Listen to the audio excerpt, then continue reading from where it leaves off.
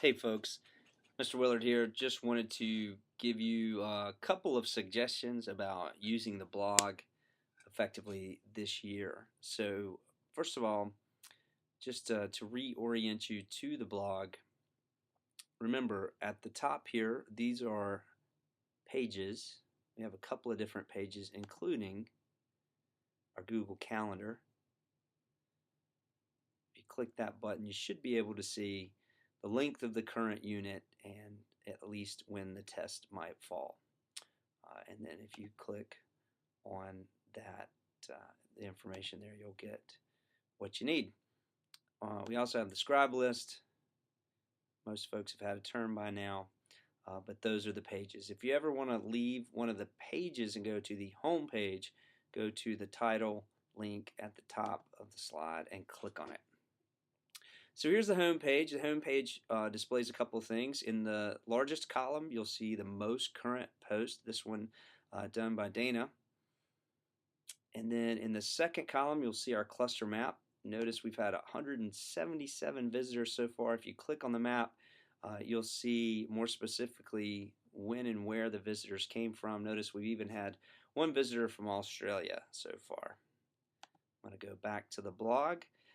Under the map, I've recently added what are called tags. Now, tags aren't something I've asked you to add to a post, but it's another way of organizing different topics, concepts, things you have to know for the exam.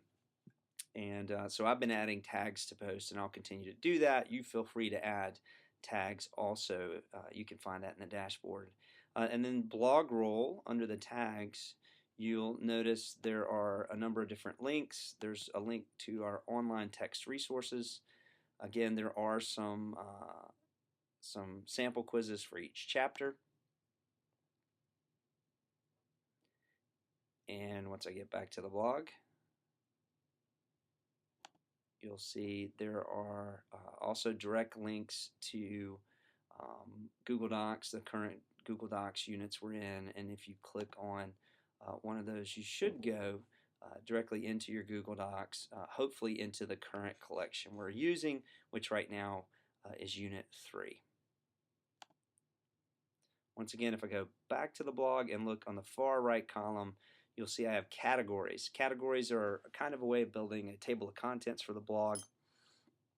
And if you look carefully, you'll see there's a category for each person, there's a category for each unit, and then there are even categories for scribe posts or reflection posts or on my mind posts. And then further down that column, you'll also see there's a subscribe by email button. And even further down, there's a place where you can log in to reach the dashboard. Once you log in, you'll see what I call the backside or the editing tools for the blog. I'm going to go back to the front side, and then you'll also see a couple of links for RSS. So since we've kind of looked at RSS down here at the bottom, why don't we start there? One of the things about the blog is if it's going to be useful, you really need to have some sense of when information's been added or changed. And in particular, if you want to participate in reflection post discussions before a test, then that would be good to know. So you could do that one or two ways. Number one, you could subscribe by email. And if you create a subscription to your PDS account, you should get an email anytime someone, I think, at least adds a post, if not a comment. So that would be one way to let you know how something's changed at the blog. The other way would be to come down here where it says Entries RSS and Comments RSS. And if I click on Entries RSS, it's going to give me a choice to add it to my Google homepage or Google Reader. What you want to do is click on and add it to Google Reader. When you do that, you'll see I'm gonna go into my Google Charger Apps, Google Suite now, and if I click on More and go down to Even More, I get all these choices of products from Google, and I want to scroll down and find Google Reader. So you have a Google Reader account, you may not know that, but notice what's happened. If you look down here on the left column, I've subscribed to comments and entries for both the APES blogs. And so I'm going to click on an entry, and notice it's letting me know that Dana recently added this post. This is for a different blog in a different class, but it's in bold, so it lets me know that someone's recently added a new post. If I click on comments for 5th period, I can call up every comment that's been made. In this case, you can see a string of comments that were from reflections done just before the last test. And so I can get a sense of what discussion was going on, what people were talking about right before the test. So Google Reader, if you belong to any blog, Google Reader is a good way to consolidate the new posts and new comments that are coming into the blog, and I recommend you look into doing that. Again, if you don't do that, then maybe at least consider subscribing by email. Okay. Otherwise, you've got to make some sort of regular attempt to visit the blog and see what's going on.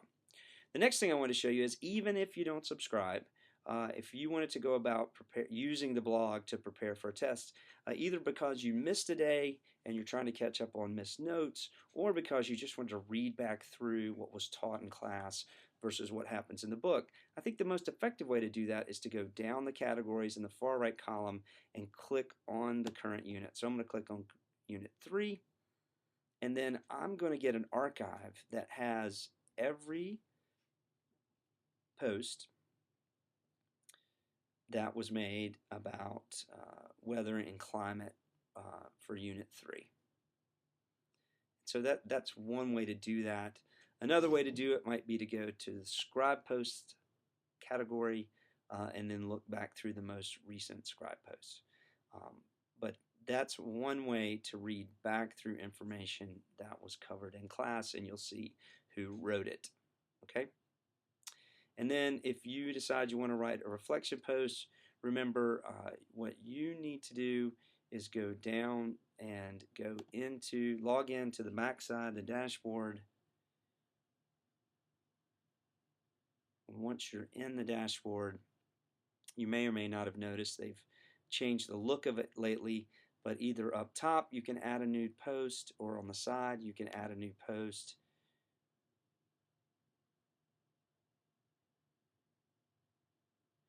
Once it loads up the editor, then you can build a reflection post for the current test unit. Oh, well, look, a monkey is looking for my page. Hopefully he'll find it.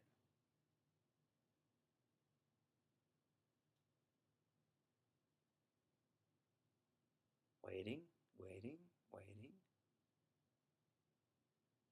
All right, that's unfortunate. So I'm going to see if I can speed it up here.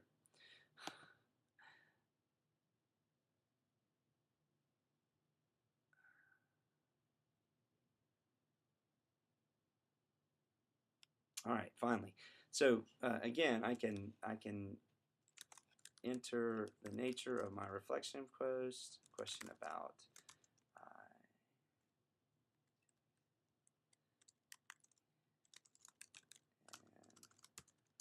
and I can type a question about the ITCZ, Intertropical Convergence Zone, blah, blah, blah. Once I do that, I want to make sure I go down to the right-hand side, and I want to add 3 categories. I want to add what unit my post is about, reflection post, and then I'd like to add who I am. You do not have to add a tag, but the last thing you want to do is click publish, and then once you publish that post, wait for the editor to tell you that it's been posted. You can go back to the front side and you can see your post. Your classmates can see your posts, and then they should be able to comment on it.